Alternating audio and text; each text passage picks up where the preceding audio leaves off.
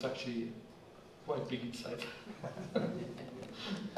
So now that we've seen a glimpse of the GV60, it's the first ground-up dedicated all-electric vehicle on the Genesis brand, following, of course, the electrified G80 Saloon that we've seen as well.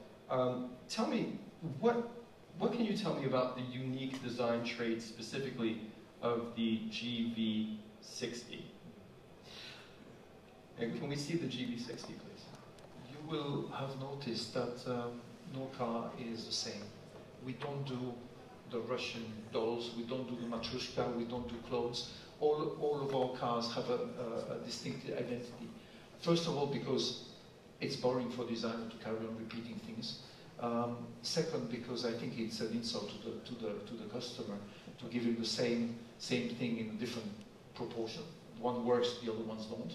So, so when we played with this one, we really wanted something like a little bit of a enfant terrible, something that would be sexy, would be dynamic, and would not make you feel like, oh, it's an electric vehicle. It has less emotions than a combustion engine, and it has a completely different feeling.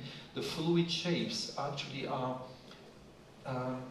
orchestrating the fact that the car doesn't have sound. So it is a silent vehicle, and you will find the same design elements: the anti-wedge, the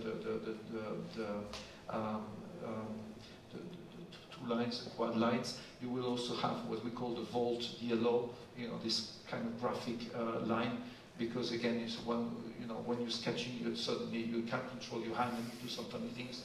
And then we thought, oh, actually, it's not bad. So the GV60 is incorporating a lot of those elements. It is completely integrated to the design philosophy, but again, it's not a reduction of all the other cars. It has its own character, and each of our cars will have his own identity. And I think you mentioned it's also going to be one of 8 EVs that's coming in the very... Yeah. That's actually the most important thing, which I didn't say. Oh, okay. I thought you did. No, I didn't. Well, I can maybe hint at that. But the fact is that this car is the first, when we started this journey, everybody were obviously automatically knowing by 2016 that we would be doing electric cars. So it was not kind of doing brand and suddenly say, oh, now we have to, change it. So from the very beginning, the cars were designed taking into account that we would do electric cars, we will do fuel cell cars, and it is the first car of this lineup of 8 electric vehicles that we will have. I'm not talking about the vehicles that we have electrified, but I'm talking about pure electric vehicles that will be the whole new lineup of Genesis. Absolutely. So it's definitely an interesting time at Genesis, as you can hear. And on that note, I'd really like to open up the discussion to the audience. If you have anything that you wish to ask Luc, by all means. I think there's a microphone going around somewhere in the back. I mean, I'm an engineer that went to the dark side, becoming a designer. So I love technology, and I always like to challenge everybody in the design department and in the engineering department to make sure that we are creating something nice that works. Because I think that to create something beautiful that doesn't have the right technology, that doesn't integrate technology, is wrong. We always talk about form follows function. We all know that that doesn't work today because every company that would apply form follows function today would go bankrupt because you would not get the right emotion from the customer. But what we tend to like is the form merged with function. So we are talking about almost like a bionic combination of technology and design. There's a lot of things on the GV60. For instance, the clamshell bonnet.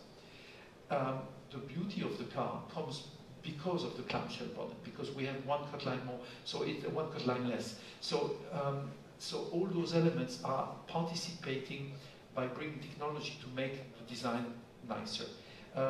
Obviously, we could say today that due to the electrification, there's so many attributes perceived by the customer that will disappear that styling or design could become more important.